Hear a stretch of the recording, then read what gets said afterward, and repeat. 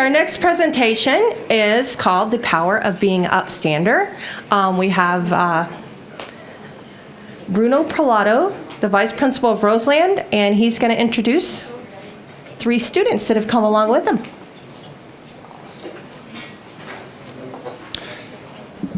Good morning, everyone. I don't know even know if I'm going to need this microphone. I'm already a little loud. I'll tell you a little bit about the story.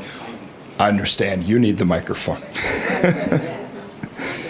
Trust me, my wife does not want me with a microphone. So, thank you everybody for coming today. I was very honored when GECPIC asked us to present today, and I say us because I'm really the fortunate one to be at the front to talk a little bit about what's happening and the power about being an upstander, power of an upstander, and we'll talk about that in a bit. But really, I'm giving voice to some of the many, many people behind the scenes. So again, thank you, Katrina, for inviting us. I'm going to give a chance to invite my team behind me. So go ahead, team. Hello, I'm Leah. My name's Samya. And I'm Noah.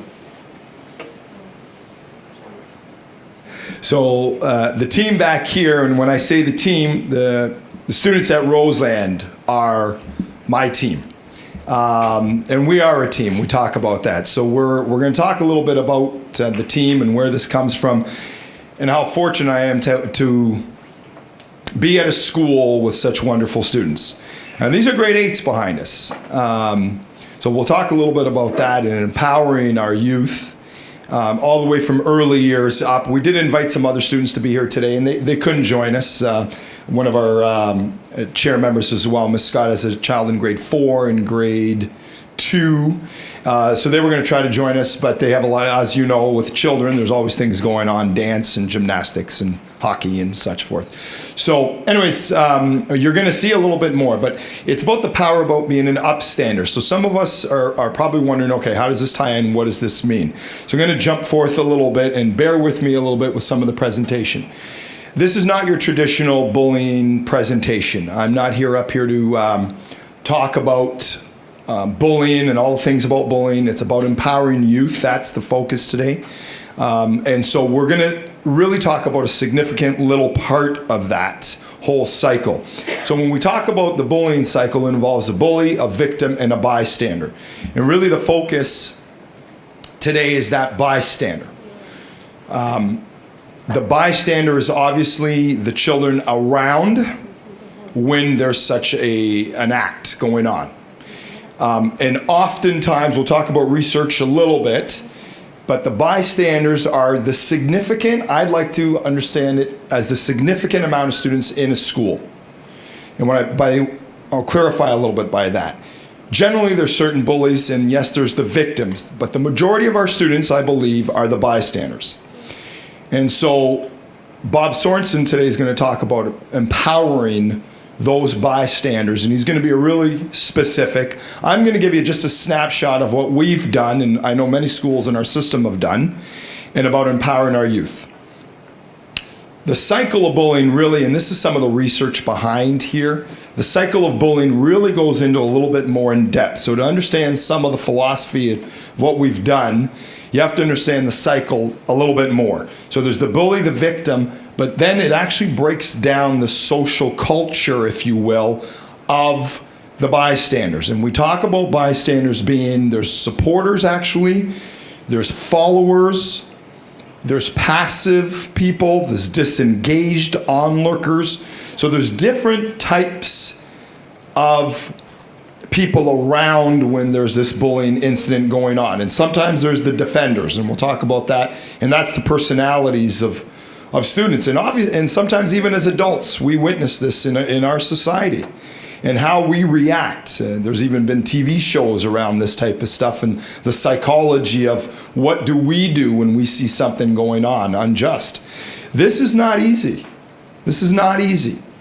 And so when we talk about empowering our youth, there has to be a lot that happens before. Even as adults, when we sit and I think of in a restaurant and you might see somebody being unjust to somebody else, and what that unjust looks like is very different. What do we do as adults? Do we turn a blind eye? And you think about that, right? And that's an introspective question. So when I say about being an upstander, please understand this is very difficult. This is not an easy thing to do that we ask our youth to do. When we empower our youth, I want you to think of that scenario when you're in a restaurant or in a mall or on a bus and you see something unjust. It's tough. It is a tough thing to do. So please, I want to put it into perspective for you when we ask our youth to stand up, and that's really what upstanders are, standing up. So it's taking those supporters or disengaged onlookers, whatever we want to call them, bystanders, and empowering them. And so what does that look like a little bit? We really need to, before I dive into an upstander and what that looks like, please bear with me a little bit. I'm going to give you a lot of background that needs to take place, at least we believe needs to take place. And so we're going to define a little bit about upstanders, but before we do that, what it is not. So bystanders technically are the people, we've talked a little bit about this, in the background. They're either encouraging the bullying, they're intervening, they're possibly doing nothing, they're disengaged, they turn the blind eye. There's a lot of things that those bystanders can do. Perhaps they might tell someone eventually, they might not. They might tell their older brother that happened at school. They might come home and tell a parent. They might not. So these are reactions that might happen. The interesting piece with the research about the bullying cycle is actually not a good piece. The research actually tells us, and this is the piece that really, when we think of our high schools, secondary schools, the research actually is contradictory to what we would hope.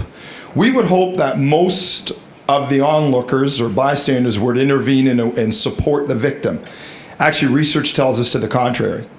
Research, in fact, tells us that in reality, students who observe bullying are much more likely to encourage or assist the bully.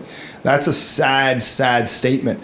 But if you think about our secondary schools and what might happen, and when I say to you, it's tough to stand up, because what do our children, what do they want to do? They want to fit in, right? They want to fit in. They don't want to be that person that's not fit in or might become part of that victim cycle. So this is a hard thing to do. So I really want to stress that we talk about the research in the background, and if we think about scenarios, sometimes that's what happens, right? Where you see that circle, or we think, why didn't somebody tell somebody? Right? We often ask ourselves, well, what do you mean this has been happening for 2 weeks? How is that possible? And so we talk about that a little bit more. At Roseland, we did our own research. This research was conducted, I'm going to say, 5-6 years ago. Some of the research that we had, we talked about just at Roseland School, Roseland Public School a little bit.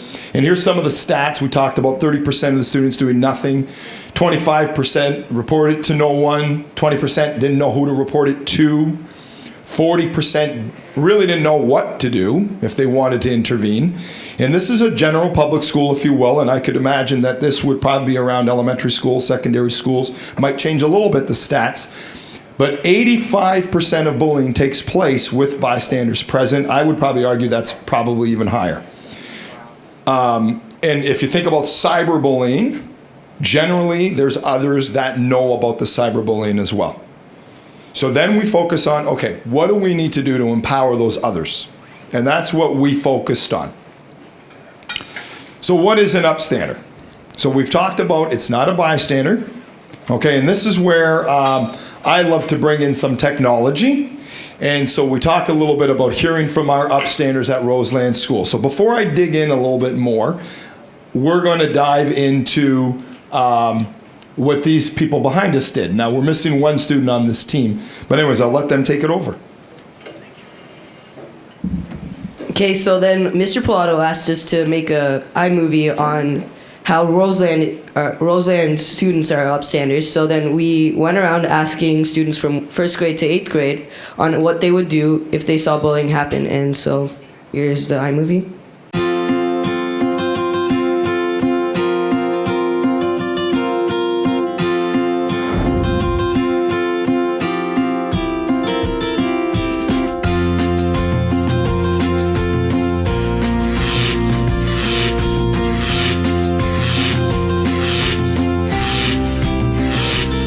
you do if you saw someone getting bullied at Roseland, for example, in the halls, at recess, or in the classroom? If I saw someone getting bullied at Roseland, I would stand up for them and tell them to stop.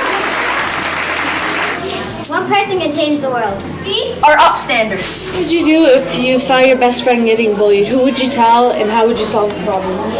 I'd stand up for him and I'd tell the teacher. And I know it's never gonna happen at this school.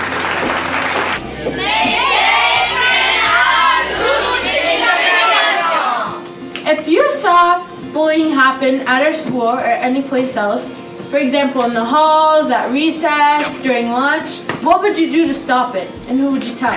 Well, if I had anyone to tell, I'd tell the closest teacher or anyone else that would do something about it. And if I saw it, I'd obviously stick up for him or her because bullying shouldn't be at cry. You would cry, but instead of crying, who would you tell? The teacher. The teacher? Which teacher would you tell? McGorry. Miss LaGorry? Garrison. And Miss Grierson? And who else would you tell? Alyssa. Alyssa? Or her mom. Or her mom? Or dad. Okay, yeah, that's actually...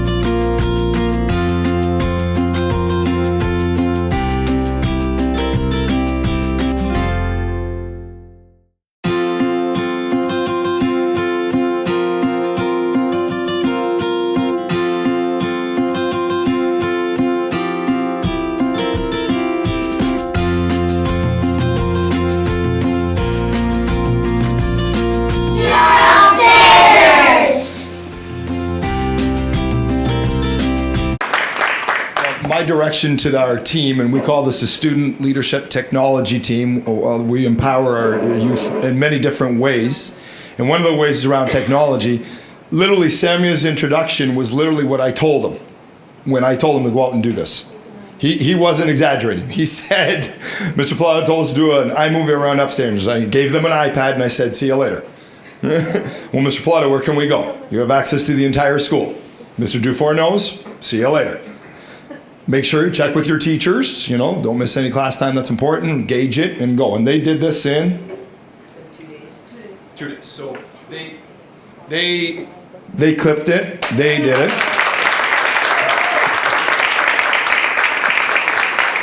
I love the improvisation of the shovel. You'll notice that was we have a lot of tools at Roseland as well available to us. So listen, I brought the team because this was about students today. So at any point, stop and ask the students, ask us. I have no problem. We're going to keep going and dig deeper a little bit because you saw a snippet of what it is, but I want to give you a lot of background in terms of getting to this point. Like I said, it's happening around schools and our system. There's no doubt about it. There's a lot of work that has to happen behind the scenes to empower our youth. And it happens in different ways. You can see one of the ways is through technology. Obviously, they embrace technology. But then we talk about really getting them to do certain things. So in that video alone, that iMovie, you saw a couple quick snippets all the way from early years up to grade 8s. And that's very important too. So the Roseland Public Schools is an elementary school, K to 8. But we talk about everybody in the school. Okay, and we talk about different things. So we'll dig deeper a little bit here. So part of it is mobilizing the whole village. Part of the message that I want everybody to understand is that, and whether it's in your own families, okay, and when I say a village, it depends what you're mobilizing. Whether it's your entire family that you want to mobilize. In this particular case, we're talking about a school. A school has many, many parts, and you'll see this as a little bit in terms of what we're looking at, empowering the students. Obviously, we need to start with the students. The teachers, the school staff, and we're going to dig deeper into these segments here. The principal and vice principal have to be involved. We talk about our parents and our families to get to that huge school climate reform. So when I talk about, and I want to step back for a minute, our parents and our families. So we have 3 students here as well. Can I see show of hands of my parents at Roseland Skill that are here? Show of hands from our parents. So here we have some of our parents here. This involves Katrina. Armand, where's your hand? Not anymore. Used to be. Okay, so we talk about engaging our parents as well. We also talk about our teachers and staff. So who might have been a Roseland School staff before? Anybody in the audience? Yes, Annalisa. So we're going to talk about Annalisa Fassar, who was part of Roseland School staff, was a major part of this as well, this movement as well. And now she's gone on as well to a different school in our system. But when we talk about this, I want to be very clear. Wasn't Bruno doing this. This was a village. And I can't be more clear with that.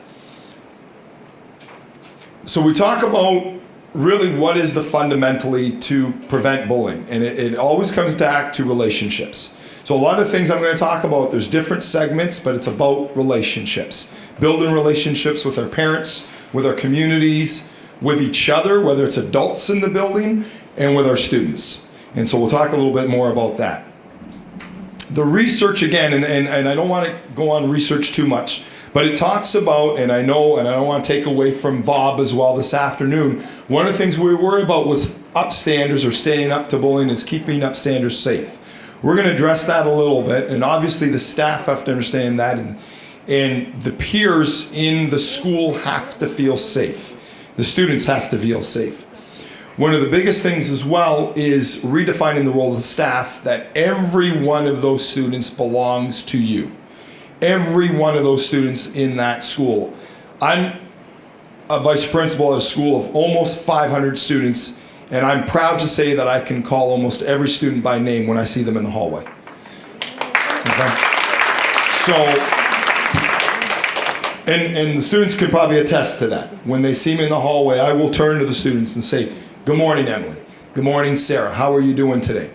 Parents, when they call me at the school, I know their families, I know them, they know that they call me. They can call me anytime, and I will call them back immediately. And we'll talk a little bit more about that, but again, it's the relationship piece, and within our staff as well. So this was a model, traditionally when we perhaps went to school, of an adult in the building who perhaps could be the vice principal and is ready to deal with the bullying incident. And you can see that the children are taking this very seriously as they have the blindfold on, the last smoke as they're coming into the vice principal's office. This type of scenario really is not effective. I can't tell you enough that this standing there and overbearing, and as moms and dads out there as well, you know that when you're dealing with your own children, there's different ways that you can deal with students and children, and this type of scenario, you need to really get them to build empathy. This type of scenario doesn't build empathy. Might be a power struggle, but definitely not empathy. So we talk about the staff response. We talk about early intervention. With this model, there has to be early intervention. No bullying issue is too small. We tell our students and we tell our parents all the time that it doesn't matter how small it is, please call us. Please give me a call. Let your teachers know about it. Let your moms and dads know about it. And we will find out what it is. We'll dig deep. And that way we can deal with it when it's small, not when it's large. Okay, and get into that. So we talk a little bit about that. We talk about mediating with students. And we'll talk a little bit more about that a little bit. So here's the part that we really come down to. And I'm very keenly aware that lunch is being rolled in at this point. Thanks, buddy. So empowering students is really the focus of this. And so I wanted to give you a little bit more background about empowering students. And at this point, really stop us at any time. But the whole point of this is empowering students. It has to start with a safe school community. There has to be a healthy attitude in the school for upstanders or standing up to work. If there is an environment where students don't feel safe, there is no way students are going to stand up. So there has to be a safe environment, a sense of oneness and identification with the school, and there has to be empathy for one another in the school. So we talked about RAMs. Now, Annalisa was at Roseland when we started a RAMs committee, and there was a committee of educators that came together, and we had students on this committee as well. And we wanted to change the positive school culture at Roseland. So then we started with Roseland RAMs. So we started with, okay, what are we going to do? Well, let's look at an acronym, RAMS, and we fundamentally looked at, okay, we want to be about respect, acceptance, morale, and spirit. And we wanted to build that out. And we empowered the students and staff in the building to talk about how that looked like. So here's where we started with the school spirit and the ownership. And you'll notice this step, if you will. It started with some small things. We talked about a school song, building that school spirit through a school song. An agenda cover, we'll talk a little bit about a mascot. So again, oneness with the school, identifying with the school. Staff ownership. Okay, and we talk about the staff and the teachers in the building, all adults in the building. And not only adults, then we went into parents. Parents in the school having ownership as well. And I'll talk a little bit about that, but I'm proud to say we probably at any given time, Katrina can speak to this, when we have a book fair, we have 50 parents volunteering in our book fair that are wanting to come into the school and be part of that. And then obviously our student leadership piece. And that's really the epitome. That's where we want to be, but it's giving them the voice. And we'll talk a little bit about how that's come to play. So our school song goes a little something like this.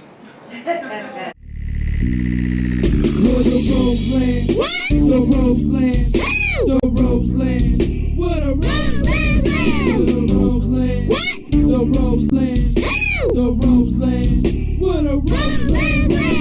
First name Roseland, last name Rams. They look like definitions, so united we stand. If you ever need my help, I'll be quick to lend a hand. See, Canada is where I'm from, but the Rams are who I am. R is for respect for others' feelings and the properties.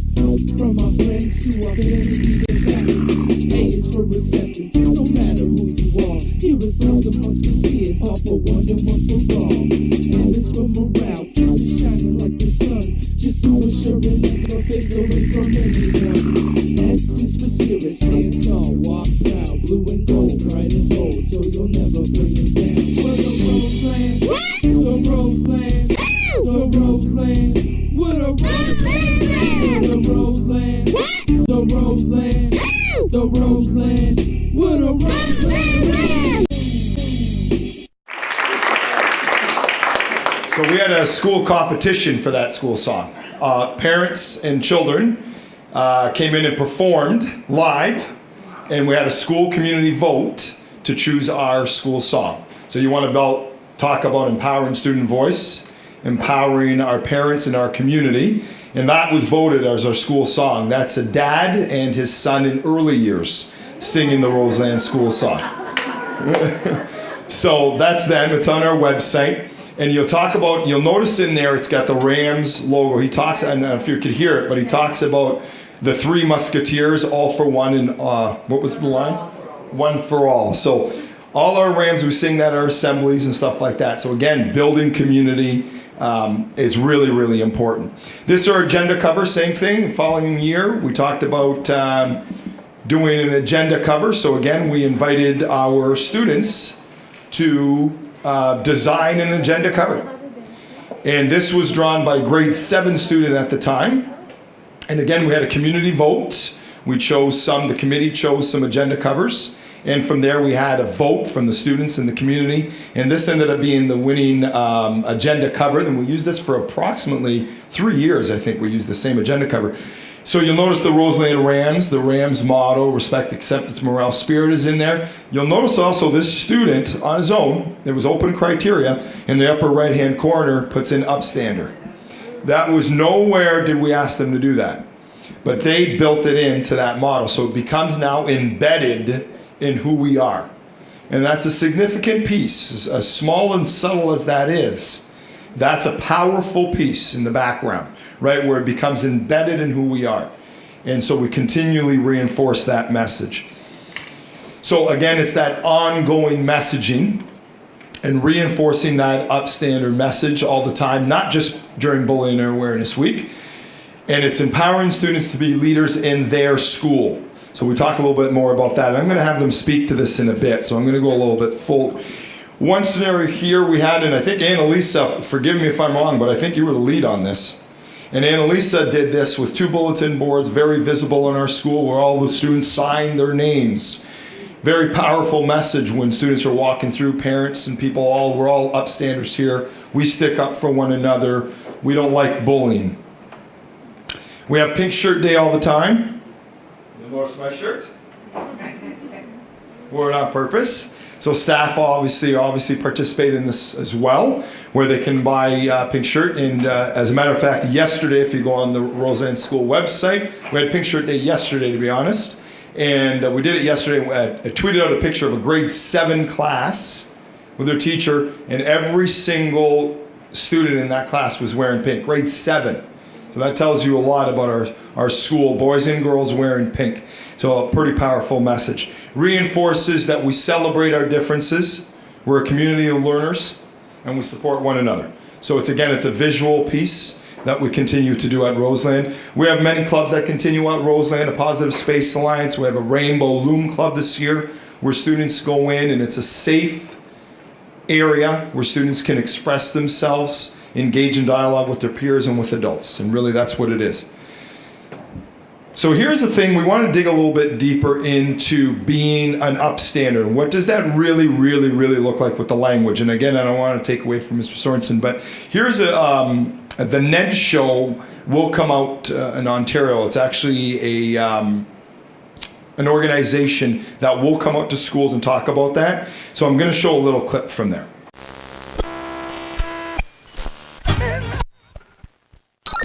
Hi there, my name is Zed The Square Head, and I know that there's a champion in every kid. Big kids, small kids, 2-eyed, 3-eyed, 4-eyed kids, doesn't matter. There's definitely a champion in all kids, but sometimes we forget that. Sometimes a kid will try to feel cool or strong by choosing to be mean to those who are smaller or weaker than them. They might pick on people who can't do or say anything back. They might do it over and over too. Have you ever seen that happen? Well, that kind of behavior is called bullying, and it's not cool. But you can do something to stop bullying as it's happening. If you know a few tricks, then you can actually choose to stop the meanness right in its tracks. You can choose to stand up to bullying, and you can be an upstander. Pay close attention to this scene. Here's the playground, and here's the bully who's trying to feel cool by picking on this guy, Tar. Now here's a bystander. A bystander is someone that sees bullying happen and doesn't know what to do. And back here, we have Ned. Ned's going to start off a bystander, but when the bullying starts, he does know what to do. He's going to choose to be an upstander. Ned's going to stand up to bullying. And when he does, he chooses from 4 upstanding options. 1, be a buddy. When Ned sees Tar getting bullied, he shows Tar that he has a friend. Bullies aren't used to their targets having a buddy. It could change everything. 2, interrupt. When the bullying starts, Ned finds a way to interrupt. Here, he interrupts by asking Tar to come and join him at the electroball hoop. When Ned interrupts, he gives Tar a reason to walk away from the problem. 3, speak out. This one takes tons of courage. Here, Ned faces the person who is bullying and says, "That's mean. Don't do that." By speaking out about what is happening, it shows that meanness is not welcome. It also gets other people to look, and they might join as upstanders too. 4, tell someone. Whether it's during the bullying or after it, Ned's going to choose to tell an adult about it. This is not tattling because he's not trying to get someone in trouble. He wants to keep someone safe. It takes courage and hard work to be an upstander. But by being an upstander, you'll be an awesome friend to someone when they need it most. And the letters in Ned's name can help. N. Never give up on helping your school to be safe. E. Encourage others to be upstanders with you. D. Do your best with all the upstanding ways that you can use to stop bullying at your school. If you know the N, E, and D in Ned's name, you'll probably choose to be upstanding whenever you see bullying. When bullying takes place, you'll make a champion choice to be a buddy, or interrupt, or speak out, and also tell someone. If you do any mixture of those things when you see bullying happen, you'll go from being a bystander to being an upstander at your school.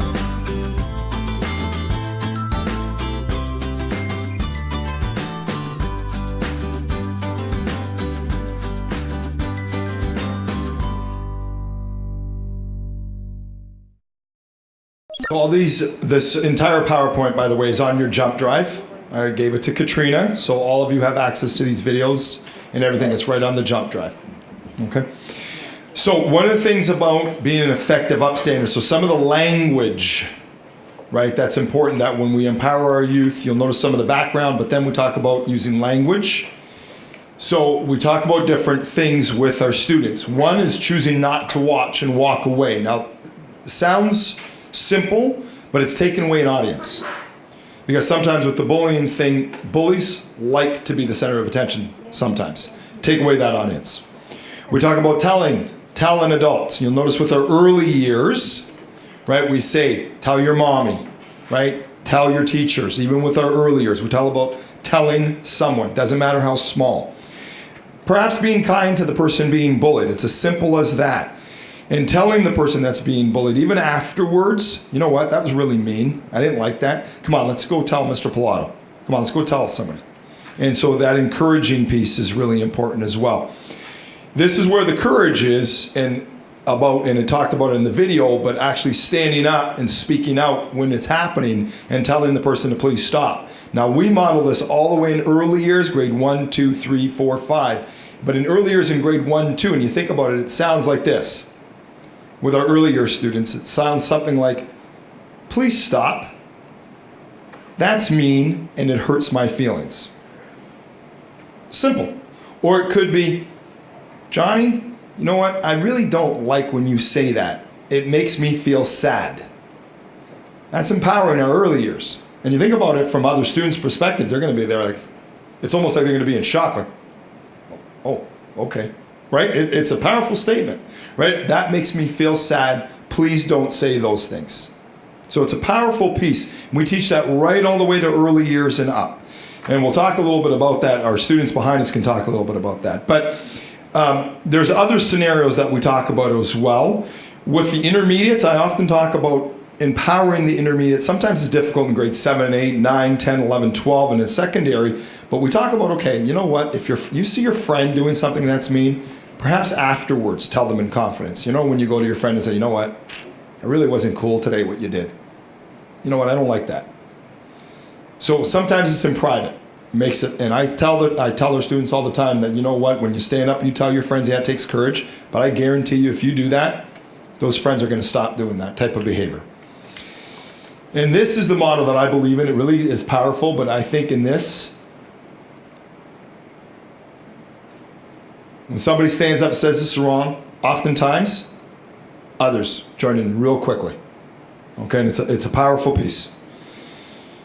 So again, it's reinforcing that message. I don't want to continue on this, but it really talks about empowering all our students, new students, so it has to be reinforced. You saw this in the iMovie. This was part of one of the first things that we did was an anti-bullying pledge. This is all around our school. We have posters. For anybody that's in different schools, you can bring this to schools. We did this with Reg at the Media Center, has this saved. So then you'll talk about bullying is bad, bullying bites, bullying bothers me. I know sticking up for someone is the right thing to do. I'm a Roseland Ram and I won't stand by, I will stand up. Really powerful words. And that's all around the school, seen over and over again. It talks also about restorative practices. When we talk about mediating sessions and ongoing, part of what we've done at Roseland now is bringing in a practice about mediating between victims and the bully and sitting down with them. It's about repairing relationships afterwards, mediating that, perhaps giving victim the voice. And sometimes this could involve adults and parents as well, teachers, in a circle where we sit down. And that way when we go back into the school, the culture, into the community, we feel good about it. And there's not that harbored resentment anymore. This hangs outside the vice principal office, my office, and I think it speaks volumes about a safe environment. And it's a simple poster. It says, learn from your mistakes. That's it. It's outside my office. Learn from your mistakes. So it doesn't matter if we're talking about math, if we're talking about literacy, if we're talking about perhaps we weren't kind to somebody. It's about learning from that, and then how do we move forward. We talk about guest speakers, and I can, you know what, I'm going to hand it over. Who wants to talk about Say That? Leah, come on. What?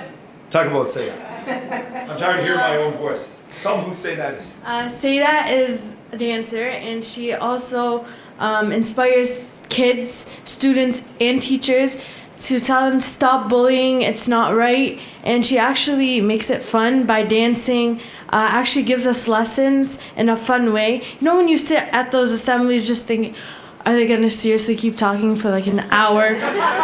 Well, no, she actually makes it fun. And I think if you're a principal, you should actually try it and bring her to your school. Who else wants that? Simon? No, he's hiding behind there. She got it on. Noah, you've never been shy in your life. We'll get you up to the microphone. So her tour, this is, and Say That, we've brought Say That because she really reinforces our message about standing up.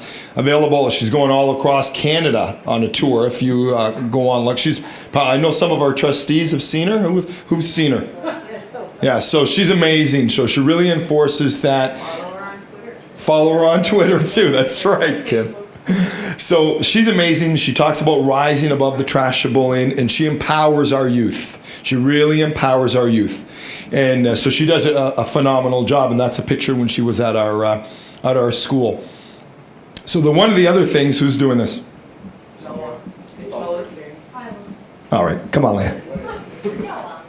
Okay, Flaw Day is a campaign people do around the world, is where you write a flaw or a word on your forehead, on cheek, on your arm, on your hand, anywhere, and show people what your flaw is. Like, no one's perfect in this world. Like, my flaw was judgmental.